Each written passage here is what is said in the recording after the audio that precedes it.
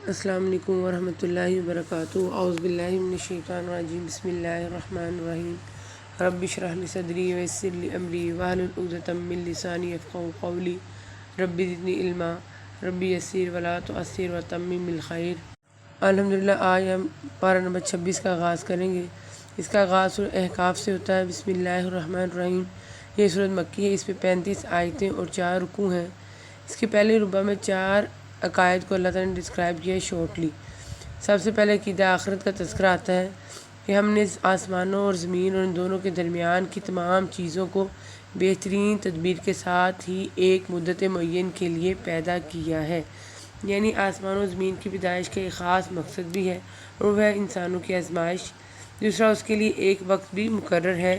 جب وہ وقت موعود آ جائے گا تو آسمان و زمین کا یہ موجود نظام جو ہے سارا بکھر جائے گا۔ نہ یہ آسمان ہوگا، نہ زمین یہ زمین ہوگی۔ سورہ ابراہیم کے آیت نمبر 48 میں بھی اس کا بیان ہے، یوم تبدل الارض غیر الارض والسماوات۔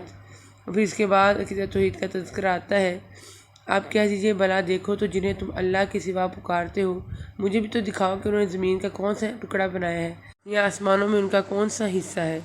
مطلب یہ ہے کہ جب آسمان و زمین کی پیدائش میں ان کا کوئی پارٹ نہیں ہے، ان کا کوئی رول نہیں ہے، بلکہ مکمل طور پر ان سب کا خالق صرف ایک اللہ ہے، تو پھر تم ان غیر حق معبودوں کو اللہ کی عبادت میں کیوں شریک کرتے ہو؟ اور پھر عقیدہ رسالت کا تذکرہ ہے کہ آپ کہہ دیجئے کہ میں کوئی بالکل انوکھا پیغمبر تو نہیں، بلکہ مجھے بھی سے پہلے بھی تو متعدد رسول آ چکے ہیں۔ نہ مجھے یہ معلوم ہے کہ میرے ساتھ تمہارے ساتھ کیا کیا جائے گا، میں تو صرف اسی کی پیروی کرتا ہوں جو میری طرف وحی بھیجی جاتی ہے، اور میں تو صرف اعلان آگاہ کر دینے والا ہوں۔ آگے پھر اللہ تعالیٰ ارشاد فرما رہے ہیں کہ آپ کہہ دیجئے اگر یہ قرآن اللہ تعالیٰ کی طرف سے ہو اور تم نے اسے نہ مانا ہو اور بنی اسرائیل کا ایک گواہ اس جیسی کی گواہی بھی دے چکا ہو اور وہ ایمان بھی لا چکا ہو اور تم نے سرکشی کی ہو، تو بے شک اللہ تعالیٰ ظالموں کو راہ نہیں دکھاتا۔ اس کا یہ مطلب ہے کہ اہل کتاب کی گواہی اور ان کے ایمان لانے کے بعد اس کے اللہ تعالیٰ کی طرف سے ہونے میں کوئی شک نہیں رہ جاتا، اس لیے اس کے بعد تمہارے انکار و استکبار کا بھی کوئی جواز نہیں ہے۔ تمہیں اپنے اس رویے کا انجام پھر سوچ لینا چاہیے۔ پھر اللہ تعالیٰ اہل ایمان کو استقامت اختیار کرنے پر انعام کی بشارت دے رہے ہیں۔ بے شک جن لوگوں نے کہا کہ ہمارا رب اللہ ہے، پھر اس پر جمے رہے تو ان پر نہ تو کوئی خوف ہوگا اور نہ غمگین ہوں گے۔ یہ تو اہل جنت ہیں جو سدا اسی میں رہیں گے اور ان اعمال کے بدلے جو وہ کیا کرتے تھے۔ پھر والدین کے ساتھ بالخصوص ماں کے ساتھ حسن سلوک کے متعلق تاکید کی جا رہی ہے کہ اور ہم نے انسان کو اپنے ماں باپ کے ساتھ حسن سلوک کرنے کا حکم دیا ہے۔ اس کی ماں نے اسے تکلیف جھیل کر پیٹ میں رکھا اور تکلیف برداشت کر کے اسے پیدا کیا۔ اس میں مشقت و تکلیف کا ذکر والدین کے ساتھ حسن سلوک کے حکم میں مزید تاکید کے لیے کیا گیا ہے، جس کی یہ معلوم ہوتا ہے کہ ماں اس حکم احسان میں باپ سے مقدم ہے، کیونکہ 9 ماہ تک ڈیورنگ پریگنینسی کنٹینیوسلی تکلیف برداشت کرتی ہے، پھر لیبر پین برداشت کرتی ہے۔ یہ صرف تنہا ماں ہی برداشت کرتی ہے، باپ کی اس میں شرکت نہیں۔ اسی لیے حدیث میں بھی ماں کے ساتھ حسن سلوک کو اولیت دی گئی ہے اور باپ کا درجہ اس کے بعد بتایا گیا ہے۔ ایک صحابی رضی اللہ عنہ نے نبی صلی اللہ علیہ وسلم سے پوچھا، میرے حسن سلوک کا سب سے زیادہ حقدار کون ہے؟ آپ صلی اللہ علیہ وسلم نے فرمایا، تمہاری ماں۔ اس نے پھر یہی پوچھا تو آپ صلی اللہ علیہ وسلم نے یہی جواب دیا۔ تیسری مرتبہ بھی یہی جواب دیا۔ چوتھی مرتبہ پوچھنے پر آپ صلی اللہ علیہ وسلم نے فرمایا، پھر تمہارا باپ۔ پھر اللہ تعالیٰ سے دعا کے ذریعے توفیق حاصل کرنے کی تلقین کی جا رہی ہے کہ اے میرے پروردگار، مجھے توفیق دے کہ میں تیری اس نعمت کا شکر بجا لاؤں جو تو نے مجھ پر، میرے ماں باپ پر انعام کی ہے، اور یہ کہ میں ایسے نیک عمل کروں جن سے تو خوش ہو جائے اور تو میری اولاد بھی صالح بنا۔ میں تیری طرف رجوع کرتا ہوں اور میں مسلمانوں میں سے ہوں۔ پھر اللہ تعالیٰ آگے ارشاد فرماتے ہیں کہ یہی وہ لوگ ہیں جن کے نیک اعمال تو ہم قبول فرما لیتے ہیں اور جن کے بد اعمال سے درگزر کر لیتے ہیں، یہ جنتی لوگوں میں سے ہیں اس سچے وعدے کے مطابق جو ان سے کیا جاتا تھا۔ پھر ارشاد ہو رہا ہے کہ اور عاد کے بھائی کو یاد کرو جب کہ اس نے اپنی قوم کو احقاف میں ڈرایا۔ قوم نے جواب دیا، کیا آپ ہمارے پاس اس لیے آئے ہیں کہ ہمیں اپنے معبودوں کی عبادت سے پرستش سے باز رکھیں؟ بس اگر آپ سچے ہیں تو جس عذاب کا وعدہ کرتے اسے ہم پر لا ڈالیں۔ پھر جب انہوں نے عذاب کو بصورت بادل دیکھا اپنی وادی کی طرف آتے ہوئے تو کہنے لگی ابر ہم پر برسنے والا ہے، کیونکہ عرصہ دراز سے ان کے ہاں بارش نہیں ہوئی تھی۔ امڑتے بادل دیکھ کر خوش ہوئے کہ اب بارش ہوگی، تو حضرت ہود علیہ السلام نے کہا کہ یہ محض بادل نہیں ہے جس سے تم سمجھ رہے ہو، بلکہ یہ وہ عذاب ہے جسے تم جل لانے کا مطالبہ کر رہے تھے۔ یعنی وہ ہوا ہے جسے اس قوم کی ہلاکت ہوئی، ان بادلوں سے ہی اٹھی اور نکلی اور اللہ کی مشیت سے ان کی ہر چیز کو تباہ کر دی۔ اس لیے حدیث میں بھی آتا ہے کہ عائشہ رضی اللہ عنہا نے رسول اللہ صلی اللہ علیہ وسلم سے پوچھا کہ لوگ تو بادل دیکھ کر خوش ہوتے ہیں کہ بارش ہوگی، لیکن آپ صلی اللہ علیہ وسلم کے چہرے پر اس کے برعکس تشویش کے آثار نظر آتے ہیں۔ آپ صلی اللہ علیہ وسلم نے فرمایا، عائشہ رضی اللہ عنہا، اس بات کی کیا ضمانت ہے کہ اس بادل میں عذاب نہیں ہوگا؟ جبکہ قوم ہوا کے عذاب سے ہلاک کر دی گئی، اس قوم نے بھی بادل دیکھ کر کہا تھا یہ بادل ہے جو ہم پر بارش برسائے گا۔ پھر ارشاد ہوتا ہے، اور یاد کرو جب کہ ہم نے جنوں کی ایک جماعت کو تیری طرف متوجہ کیا کہ وہ قرآن سنیں، پس جب نبی کے پاس پہنچ گئے تو ایک دوسرے سے کہنے لگے خاموش ہو جاؤ، پھر جب پڑھ ختم ہو گیا تو اپنی قوم کو خبردار کرنے کے لیے واپس لوٹ گئے۔ صحیح مسلم کی روایت سے معلوم ہوتا ہے کہ واقعہ مکہ کے قریب نخلا وادی میں پیش آیا، جہاں آپ صلی اللہ علیہ وسلم صحابہ کرام رضی اللہ عنہم کو فجر کی نماز پڑھا رہے تھے۔ جنوں کو تجسس تھا کہ آسمان پر ہم پر بہت زیادہ سختی کر دی گئی ہے اور اب ہمارا وہاں جانا جو ہے تقریباً ناممکن بنا دیا گیا ہے۔ کوئی بہت ہی اہم واقعہ رونما ہوا جس کے نتیجے میں ایسا ہوا ہے۔ چنانچہ مشرق و مغرب کے مختلف اطراف میں جنوں کی ٹولیاں واقعے کا سراغ لگانے کے لیے پھیل گئیں۔ ان میں سے ایک ٹولی نے قرآن سنا اور یہ بات سمجھ لی کہ نبی صلی اللہ علیہ وسلم کی بعثت کے واقعہ ہی ہم پر آسمان کی بندش کا سبب ہے، اور جنوں کی ٹولی آپ صلی اللہ علیہ وسلم پر ایمان لے آئی اور جا کر اپنی قوم کو بھی بتلایا۔ صحیح بخاری میں بھی ان بعض باتوں کا تذکرہ ہے۔ بعض دیگر روایات سے معلوم ہوتا ہے کہ اس کے بعد آپ صلی اللہ علیہ وسلم جنوں کی دعوت پر ان کے ہاں بھی تشریف لے گئے اور انہیں جا کر اللہ کا پیغام سنایا، اور متعدد مرتبہ جنوں کا وفد آپ صلی اللہ علیہ وسلم کی خدمت میں بھی حاضر ہوا۔ پھر کفار مکہ کے رویے کے مقابلے میں نبی صلی اللہ علیہ وسلم کو تسلی دی جا رہی ہے، صبر کرنے کی تلقین کی جا رہی ہے کہ بس اے پیغمبر تم ایسا صبر کرو جیسا صبر اعلی ہمت رسولوں نے کیا، ان کے لیے عذاب طلب کرنے میں جلدی نہ کرو۔ اور پھر دوسرے ربع کے آغاز کے ساتھ سورہ محمد کا آغاز ہوتا ہے۔ بسم اللہ الرحمن الرحیم۔ سورہ مدنی ہے، اس میں 38 آیتیں اور 4 رکوع ہیں۔ آغاز ہوتا ہے کہ جن لوگوں نے کفر کیا اور اللہ کی راہ سے روکا۔ اس سے مراد کفار قریش اور بعض اہل کتاب لی ہیں، لیکن یہ عام ہے، ان کے ساتھ ساری کفار اس میں داخل ہیں۔ اللہ نے ان کے اعمال ضائع کر دیے۔ اس کا ایک مطلب تو یہ ہے کہ انہوں نے نبی کریم صلی اللہ علیہ وسلم کے خلاف جو سازشیں کی، اللہ تعالیٰ نے انہیں ناکام بنا دیا اور انہیں پر ان کو الٹ دیا۔ دوسرا مطلب ہے کہ ان میں جو بعض مکارم اخلاق پائے جاتے تھے، مثلا صلہ رحمی، قیدیوں کو آزاد کرنا، مہمان نوازی وغیرہ، یا خانہ کعبہ، حجاج خدمت، ان کا کوئی صلہ انہیں آخرت میں نہیں ملے گا، کیونکہ ایمان کے بغیر اعمال پر اجر و ثواب مرتب نہیں ہوگا۔ اور جو لوگ ایمان لائے اور اچھے کام کیے اور اس پر بھی ایمان لائے جو محمد صلی اللہ علیہ وسلم پر اتاری گئی ہے، اور دراصل ان کے رب کی طرف سے سچا دین بھی وہی ہے، اللہ نے ان کے گناہ دور کر دیے اور ان کے حال کی اصلاح کر دی۔ یعنی ایمان لانے سے قبل کی غلطیوں کو کوتاہیاں معاف فرما دی، جیسا کہ نبی صلی اللہ علیہ وسلم کا فرمان ہے کہ اسلام ماں قبل کے سارے گناہوں کو مٹا دیتا ہے، اور آگے آ رہا ہے کہ ان کے حال کی اصلاح کر دی۔ اس کا مطلب یہ کہ انہیں معاصی سے بچا کر رشد و خیر کی راہ پر لگا دیا۔ ایک مومن کے لیے اصلاح حال کی یہی سب سے بہتر صورت ہے۔ یہ مطلب نہیں ہے کہ مال و دولت کے ذریعے سے ان کی حالت درست کر دی جائے، کیونکہ ہر مومن کو مال ملتا بھی نہیں۔ اس کے علاوہ محض دینوی مال اصلاح احوال کا یقینی ذریعہ بھی نہیں، بلکہ اس سے فساد احوال کا زیادہ امکان ہے۔ اس لیے نبی صلی اللہ علیہ وسلم نے کثرت مال کو پسند نہیں فرمایا۔ پھر مسلمانوں سے کہا جا رہا ہے کہ تو جب کافروں تمہاری مدبیر ہو تو گردنوں پر وار مارو، اور جب ان کو اچھی طرح کچل ڈالو تو اب خوب مضبوط قید و بند سے گرفتار کرو، یعنی ان کے جو آدمی قابو میں آ جائیں انہیں قیدی بنا لو اور مضبوطی سے انہیں جکڑ کے رکھو تاکہ وہ بھاگ نہ جائیں۔ پھر آگے اللہ تعالیٰ کہہ رہے ہیں کہ اگر اللہ تعالیٰ چاہتا تو خود ہی ان سے بدلہ لے لیتا، لیکن اس کا منشا یہ ہے کہ تم میں سے ایک کا امتحان دوسرے کے ذریعے سے لے لے، یعنی تمہیں ایک دوسرے کے ذریعے سے آزمائے تاکہ وہ جان لے کہ تم میں سے اس کی راہ میں لڑنے والے کون ہیں، تاکہ ان کو اجر و ثواب دے، ان کے ہاتھوں سے کافروں کو ذل و شکست سے دوچار کرے۔ اور جو لوگ اللہ کی راہ میں شہید کر دیے جاتے ہیں، اللہ ان کے اعمال ہرگز ضائع نہیں کرے گا، انہیں راہ دکھائے گا، ان کے حالات کی اصلاح کر دے گا اور انہیں اس جنت میں لے جائے گا جسے انہیں شناسا کر دیا ہے۔ اے ایمان والو، اگر تم اللہ کے دین کی مدد کرو گے تو وہ تمہاری مدد کرے گا اور تمہیں ثابت قدم رکھے گا۔ اللہ کی مدد سے مطلب اللہ کے دین کی مدد ہے، کیونکہ وہ اسباب کے مطابق اپنے دین کی مدد اپنے مومن بندوں کے ذریعے سے ہی کرتا ہے۔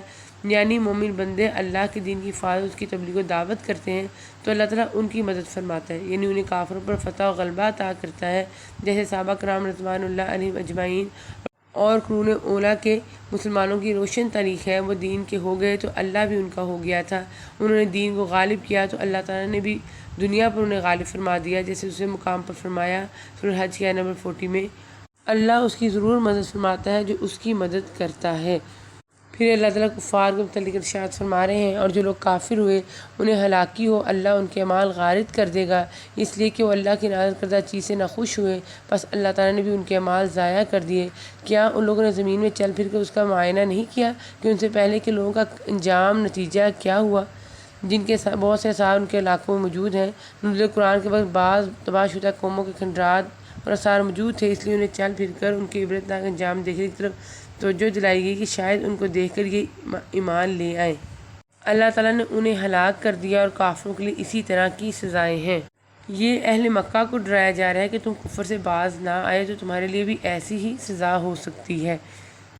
پھر منافقین کا ذکر ہے، ان کی نیت چونکہ صحیح نہیں ہوتی تھی، اس لیے نبی صلی اللہ علیہ وسلم کی باتیں بھی ان کی سمجھ میں نہیں آتی تھیں، اور وہ مجلس سے باہر آ کے صحابہ رضی اللہ عنہما سے پوچھتے کہ آپ صلی اللہ علیہ وسلم نے کیا فرمایا، اور ان میں بعض ایسے بھی ہیں کہ تیری طرف کان لگاتے ہیں، یہاں تک کہ جب تیرے پاس سے جاتے ہیں تو اہل علم سے پوچھتے ہیں کہ اس نے ابھی کیا کہا تھا۔ یہی وہ لوگ ہیں جن کے دلوں پر اللہ نے مہر کر دی ہے، اور وہ اپنی خواہشوں کی پیروی کرتے ہیں۔ اور پھر دوبارہ مسلمانوں کو مخاطب کر کے کہا جا رہا ہے کہ یقیناً ہم تمہارا امتحان کریں گے تاکہ تم میں سے جہاد کرنے والوں اور صبر کرنے والوں کو ظاہر کر دیں، اور ہم تمہاری حالتوں کی بھی جانچ کر لیں۔ پھر کہا جا رہا ہے کہ اے ایمان والو، اللہ کی اطاعت کرو اور رسول کا کہا مانو، اور اپنے اعمال کو غارت نہ کرو۔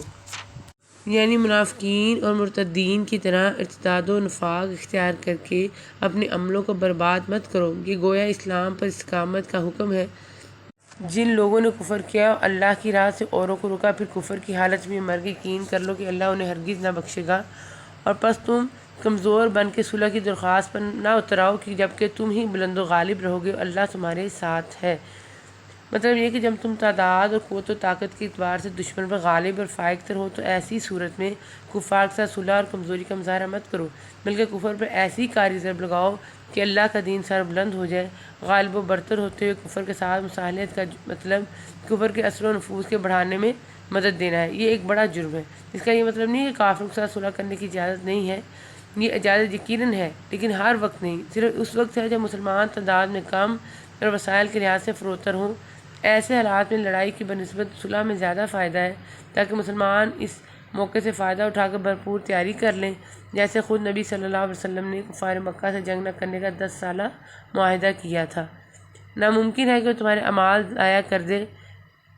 اور پھر آگے حکم ہو رہا ہے، ایمان لے آؤ گے اور تقوی اختیار کرو گے تو اللہ تمہیں تمہارے اجر دے گا، اور تم سے تمہارے مال نہیں مانگتا۔ اگر وہ تم سے تمہارا مال مانگے اور زور دے کر مانگے تو تم اس سے وکیلی کرنے لگو گے، اور وہ تمہارے کینے ظاہر کر دے گا۔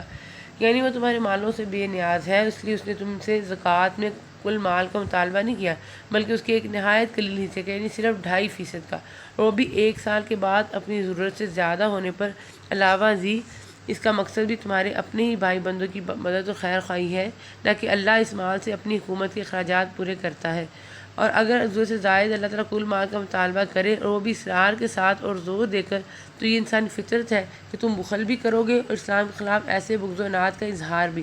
یعنی اس صورت میں خود اسلام کے خلاف بھی تمہارے دل میں عناد پیدا ہو جاتا کہ یہ اچھا دین ہے جو ہماری محنت کی ساری کمائی اپنے دامن میں سمیٹ لینا چاہتا ہے۔ پھر اللہ تعالیٰ کہہ رہے ہیں، خبردار تم وہ لوگ ہو کہ اللہ کی راہ میں خرچ کرنے کے لیے بلائے جاتے ہو، یعنی جو کچھ حصہ زکوٰۃ کے طور پر کچھ اللہ کے راستے میں خرچ کرو، تو تم میں سے بعض بخیلی کرنے لگتے ہیں، اور جو بخل کرتا ہے وہ تو دراصل اپنی جان سے بخیلی کرتا ہے، یعنی اپنے نفس کو انفاق فی سبیل اللہ کے اجر سے محروم رکھتا ہے۔ اللہ تعالیٰ غنی ہے اور تم فقیر اور محتاج ہو، یعنی وہ تمہاری فائدے کے لیے تمہیں حکم دیتا ہے کہ اس سے ایک تو تمہارے اپنے نفسوں کا تزکیہ ہو، دوسرے تمہارے ضرورت مندوں کی حاجتیں پوری ہوں، تیسرے تم دشمن پر غالب اور برتر ہو۔ اس لیے اللہ کی رحمت اور مدد کے محتاج تم ہو، نہ کہ اللہ تمہارا محتاج ہے۔ سورہ فتح کا آغاز ہو جاتا ہے بسم اللہ الرحمن الرحیم۔ یہ مدنی سورت ہے، اس میں 29 آیتیں اور 4 رکوع ہیں۔ 6 ہجری میں رسول اللہ صلی اللہ علیہ وسلم اور 1400 کے قریب صحابہ کرام رضی اللہ عنہما عمرے کی نیت سے مکہ تشریف لے گئے، لیکن مکہ کے قریب حدیبیہ کے مقام پر کافروں نے آپ صلی اللہ علیہ وسلم کو روک لیا اور عمرہ نہیں کرنے دیا۔ آپ صلی اللہ علیہ وسلم نے عثمان رضی اللہ عنہ کو اپنا نمائندہ بنا کر مکے بھیجا تاکہ وہ رؤسائے قریش سے گفتگو کر کے مسلمانوں کو عمرہ کرنے کی اجازت دینے پر آمادہ کریں، لیکن عثمان رضی اللہ عنہ کے مکہ جانے کے بعد ان کی شہادت کی افواہ پھیل گئی، جس پر آپ صلی اللہ علیہ وسلم نے صحابہ رضی اللہ عنہما سے حضرت عثمان رضی اللہ عنہ کا بدلہ لینے کی بیعت لی، جو بیعت رضوان کہلاتی ہے۔ یہ افواہ غلط نکلی، تاہم کفار مکہ نے اجازت نہیں دی اور مسلمانوں نے آئندہ سال کے وعدے پر واپسی کا ارادہ کر لیا، نہیں اپنے سر بھی منڈا لیے اور قربانیاں کر لیں۔ نیز کفار سے اور بھی چند باتوں کا معاہدہ ہوا جنہیں صحابہ رضی اللہ عنہما کی اکثریت ناپسند کرتی تھی، لیکن نگاہ رسالت نے اس کے دور اثرات کا اندازہ لگاتے ہوئے کفار کی شرائط پر ہی صلح کو بہتر سمجھا۔ حدیبیہ سے مدینہ کی طرف آتے ہوئے راستے میں صورت اتری جس میں صلح کو فتح مبین سے تعبیر کی فرمایا گیا، کہ یہ صلح جو ہے فتح مکہ کا پیش خیمہ ثابت ہوئی اور اس کے 2 سال بعد ہی مسلمان مکے میں فاتحانہ طور پر داخل ہوئے۔ اس لیے بعض صحابہ رضی اللہ عنہما کہتے تھے کہ تم فتح مکہ کو فتح شمار کرتے ہو، لیکن ہم حدیبیہ کی صلح کو فتح شمار کرتے ہیں، اور نبی صلی اللہ علیہ وسلم نے اس صلح کے بارے میں فرمایا کہ آج کی رات مجھے وہ صورت نازل ہوئی ہے جو مجھے دنیا مافیہ سے زیادہ محبوب ہے۔ آغاز میں کہا گیا کہ بے شک نبی ہم نے آپ کو ایک کھلم کھلا فتح دی ہے۔ پھر ایک حکم دیا جا رہا ہے، اے مسلمانوں تم اللہ اور اس کے رسول پر ایمان لاؤ اور اس کی مدد کرو، اس کا ادب کرو، اللہ کی پاکی بیان کرو صبح شام۔ پھر بیعت کا تذکرہ آ جاتا ہے کہ جو لوگ تجھ سے بیعت کرتے ہیں یقیناً اللہ سے بیعت کرتے ہیں، اللہ کا ہاتھ ان کے ہاتھوں پر ہے، یعنی یہ بیعت دراصل اللہ ہی کی ہے کیونکہ اسی نے تو جہاد کا حکم دیا ہے اور اس پر اجر بھی وہی عطا فرمائے گا، جس طرح دوسرے مقام پر فرمایا کہ یہ اپنے نفسوں اور مالوں کا جنت کے بدلے اللہ کے ساتھ سودا ہے۔ پھر ارشاد ہو رہا ہے یقیناً اللہ تعالیٰ مومنوں سے خوش ہو گیا جبکہ وہ درخت کے تلے تجھ سے بیعت کر رہے تھے، ان کے دلوں میں جو تھا اسے اس نے معلوم کر لیا، ان پر اطمینان نازل فرمایا، یعنی ہم نے موت کا خوف ان کے دلوں سے نکال دیا اور اس کی جگہ صبر و سکینت ان پر نازل فرما دی، جس کی بنا پر انہیں لڑنے کا حوصلہ ہوا اور انہیں قریب کی فتح عنایت فرمائی۔ اس سے مراد وہی فتح خیبر ہے جو یہودیوں کا گھر تھا، اور حدیبیہ سے واپسی اور مسلمانوں سے فتح کر لیا اور بہت سی غنیمتیں جنہیں وہ حاصل کریں گے، اور اللہ غالب حکمت والا ہے۔ یہ وہ غنیمتیں ہیں جو خیبر سے حاصل ہوئیں، جو نہایت زرخیز اور شاداب علاقہ تھا، اسی حساب سے یہاں سے مسلمان کو بہت بڑی تعداد میں غنیمت کا مال حاصل ہوا، یہ صرف اہل حدیبیہ میں تقسیم کیا گیا۔ پھر اللہ تعالیٰ فرما رہے ہیں کہ جبکہ ان کافروں نے اپنے دلوں میں حمیت کو جگہ دی، حمیت بھی جاہلیت کی، سو اللہ تعالیٰ نے اپنے رسول پر مومنین پر اپنی طرف سے تسکین نازل فرمائی۔ کفار کی اس اہمیت جاہلیہ، عار اور غرور سے مراد اہل مکہ کا مسلمانوں کو مکے میں داخل ہونے سے روکنا ہے۔ انہوں نے کہا کہ انہوں نے ہمارے بیٹوں اور باپوں کو قتل کیا ہے، لات و عزا کی قسم ہم انہیں کبھی یہاں داخل ہونے نہیں دیں گے، یعنی انہوں نے اپنے اسے عزت و وقار کا مسئلہ بنا لیا۔ اسی کو اہمیت جاہلیہ کہا گیا کیونکہ خانہ کعبہ میں عبادت کے لیے آنے سے روکنے کا کسی کو حق حاصل نہیں تھا۔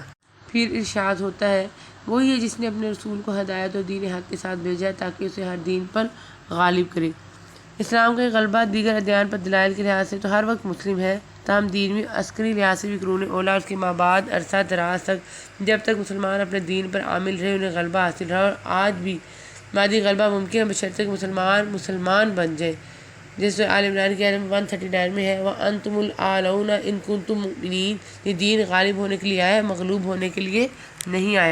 پھر سورت کے آخر میں نبی صلی اللہ علیہ وسلم کے ساتھ کوالٹیز بیان کی جا رہی ہیں کہ کافروں پر سخت ہیں، آپس میں رحم دل ہیں، تو انہیں دیکھے گا رکوع سجدے کر رہے ہیں، اللہ تعالیٰ کے فضل اور رضامندی کی جستجو میں ہیں، ان کا نشان ان کے چہروں پر سجدوں کے اثر سے ہے۔ پھر سورۃ حجرات کا آغاز ہوتا ہے بسم اللہ الرحمن الرحیم، یہ مدنی سورت ہے، اس میں 18 آیتیں اور 2 رکوع ہیں۔ آغاز ہوتا ہے اے ایمان والے لوگو اللہ اور اس کے رسول سے آگے نہ بڑھو اور اللہ سے ڈرتے رہا کوئی کہ اللہ تعالیٰ سننے والا جاننے والا ہے۔ اس کا مطلب یہ ہے کہ دین کے معاملے میں اپنے طور پر کوئی فیصلہ نہ کرو، نہ اپنی سمجھ اور رائے کو ترجیح دو، بلکہ اللہ اور رسول صلی اللہ علیہ وسلم کی اطاعت کرو، اپنی طرف سے دین میں اضافہ یا بدعات کی ایجاد اللہ اور رسول صلی اللہ علیہ وسلم سے آگے بڑھنے کی ناپاک جسارت ہے جو کسی بھی صاحب ایمان کے لائق نہیں۔ اسی طرح کوئی فتویٰ قرآن و حدیث میں غور و فکر کے بغیر نہ دیا جائے اور دینے کے بعد اگر اس کا نص شرع کے خلاف ہونا واضح ہو جائے تو اس پر اصرار بھی آیت میں دیے گئے حکم کے منافی ہے۔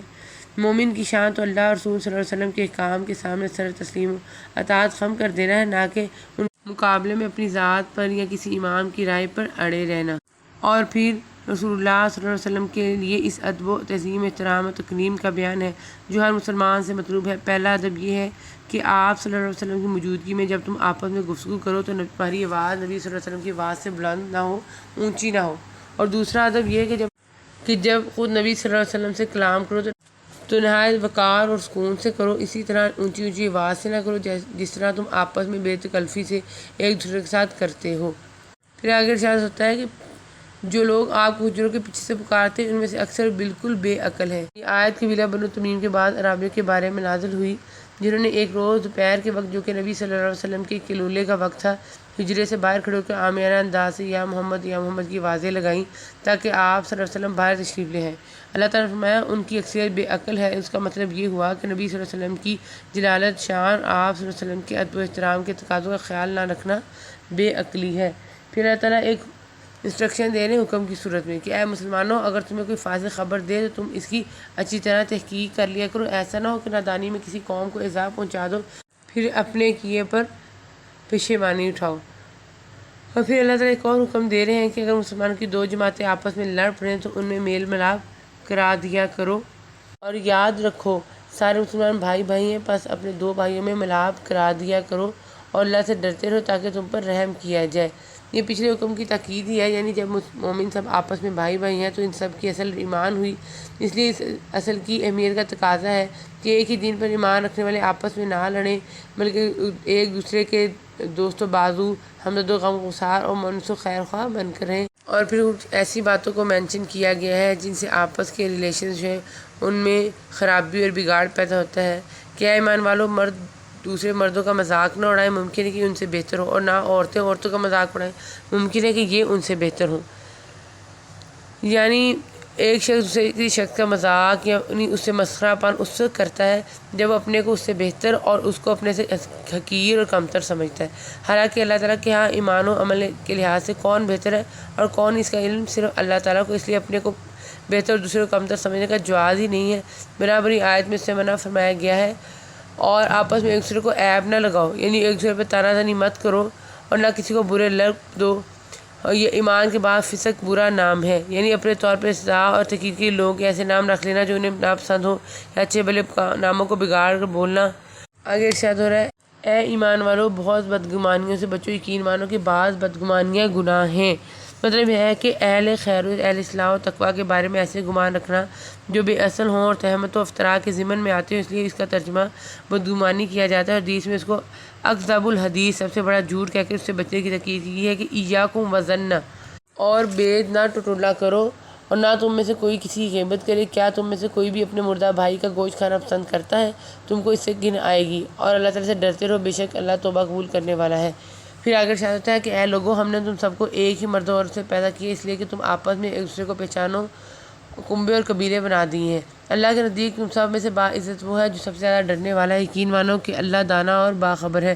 پھر اللہ تعالیٰ مومن کی پہچان کروا رہے ہیں کہ مومن تو وہ ہے جو اللہ پر، اس کے رسول پر پکا ایمان لائیں، پھر شک و شبہ نہ کریں اور اپنے مالوں سے اور اپنی جانوں سے اللہ کی راہ میں جہاد کرتے رہے، اپنے دعوی ایمان میں یہی سچے اور راست گو ہیں۔ ارشاد ہوتا ہے اپنے مسلمان ہونے کا آپ پر احسان جتاتے ہیں، یعنی یہی عرب نبی صلی اللہ علیہ وسلم کو کہتے ہیں کہ دیکھو ہم مسلمان ہو گئے اور آپ صلی اللہ علیہ وسلم کی مدد کی، جبکہ دوسرے عرب آپ صلی اللہ علیہ وسلم سے برسر پیکار ہیں۔ اللہ تعالیٰ نے ان کا رد فرماتے ہوئے فرمایا تم اللہ پر اسلام لانے کا احسان مت جتلاؤ، اس لیے کہ اگر تم اخلاص سے مسلمان ہوئے تو اس کا فائدہ تمہیں ہی ہوگا، نہ کہ اللہ کو، اس لیے کہ اللہ کا تم پر احسان ہے کہ اس نے تمہیں قبول اسلام کی توفیق دے، نہ کہ تمہارا احسان اللہ پر ہے۔ پھر چوتھا ربع کے آغاز کے ساتھ کاف کا آغاز ہو جاتا ہے۔ یہ مکی صورت ہے، اس میں 45 آیتیں اور 3 رکوع ہیں۔ حدیث کی روشنی میں پتہ چلتا ہے کہ نبی صلی اللہ علیہ وسلم عید کی نماز میں سورۃ کاف اور اقتربت الساعۃ پڑھا کرتے تھے اور ہر جمعے کے خطبے بھی پڑھتے تھے۔ سب سے پہلے اس میں آخرت کا تذکرہ آتا ہے، پھر اللہ تعالیٰ کچھ احسانات اور نشانیوں کا تذکرہ کرتے ہوئے کہتے ہیں کہ ان کو بیان کرنے کا پرپس کیا ہے، یہ ہے کہ تاکہ ہر رجوع کرنے والے بندے کے لیے بینائی اور دنائی کا ذریعہ ہو، یعنی آسمان و زمین کی تخلیق اور دیگر اشیاء کا مشاہدہ، ان کی معرفت ہر اس شخص کے لیے بصیرت و دنائی اور عبرت و نصیحت کا باعث ہے جو اللہ کی طرف رجوع کرنے والا ہے۔ پھر اللہ تعالیٰ کہنا کہ اسی طرح گزشتہ قومیں بھی انسانوں کے لیے عبرت حاصل کرنے کا ذریعہ ہیں۔ پھر اللہ تعالیٰ فرما رہے ہیں کہ ہم نے انسان کو پیدا کیا اور اس کے دل میں جو خیالات اٹھتے ہیں ان سے ہم واقف ہیں، اور ہم اس کی رگ و جان سے بھی زیادہ اس سے قریب ہیں۔ یعنی وسوسہ دل میں گزرنے والے خیالات کو کہا جاتا ہے جس کا علم اس انسان کے علاوہ کسی کو بھی نہیں ہوتا، لیکن اللہ ان وسوسوں کو بھی جانتا ہے۔ اس لیے حدیث میں آتا ہے اللہ تعالیٰ نے میری امت سے دل میں گزرنے والے خیالات کو معاف فرما دیا، یعنی ان پر گرفت نہیں فرمائے گا جب تک وہ زبان سے ان کا اظہار یا ان پر عمل نہ کرے۔ پھر نبی کریم صلی اللہ علیہ وسلم کو تسلی دی جا رہی ہے، پس یہ جو کچھ کہتے ہیں آپ اس پر صبر کریں اور اپنے رب کی تسبیح تعریف کے ساتھ بیان کریں، سورج نکلنے سے پہلے بھی اور سورج غروب ہونے سے پہلے بھی۔ پھر سورۃ ذاریات کا آغاز ہوتا ہے، یہ مکی صورت ہے، اس میں 60 آیتیں اور 3 رکوع ہیں۔ آغاز میں اللہ تعالیٰ کی نشانیوں اور یوم آخرت کا تذکرہ آتا ہے کہ ایک دن وہ سب اس کا سامنا کریں گے۔ پھر متقین کی کوالٹیز کا تذکرہ ہے کہ ان کے رب نے انہیں جو کچھ عطا فرمایا ہے اسے لے رہے ہوں گے، وہ تو اس سے پہلے ہی نیکوکار تھے اور رات کو بہت کم سویا کرتے تھے۔ مطلب ہے کہ ساری رات سو کر غفلت اور عیش و عشرت میں نہیں گزار دیتے تھے، بلکہ رات کا کچھ حصہ اللہ کی یاد میں اس کی بارگاہ میں گڑگڑاتے ہوئے گزارتے تھے، جیسے کہ احادیث میں بھی قیام اللیل کی تاکید ہے۔ مثلا ایک حدیث میں فرمایا، لوگوں کو کھلاؤ، صلہ رحمی کرو، سلام پھیلاؤ اور رات کو اٹھ کر نماز پڑھو، جبکہ لوگ سوئے ہوئے ہوں تم سلامتی کے ساتھ جنت میں داخل ہو جاؤ گے۔ اور وقت سحر استغفار کیا کرتے تھے۔ وقت سحر قبولیت دعا کے بہترین اوقات میں سے ہے۔ حدیث میں آتا ہے کہ جب رات کا آخری تنہائی حصہ باقی رہ جاتا ہے تو اللہ تعالیٰ آسمان دنیا پر نزول فرماتا ہے اور ندا دیتا ہے کہ کوئی توبہ کرنے والا ہے جس کہ میں اس کی توبہ قبول کروں، کوئی بخشش مانگنے والا ہے کہ میں اسے بخش دوں، کوئی سائل ہے کہ میں اس کے سوال کو پورا کر دوں، یہاں تک کہ فجر طلوع ہو جاتی ہے۔ اور ان کے مال میں مانگنے والوں کا اور سوال سے بچنے والوں کا حق ہے۔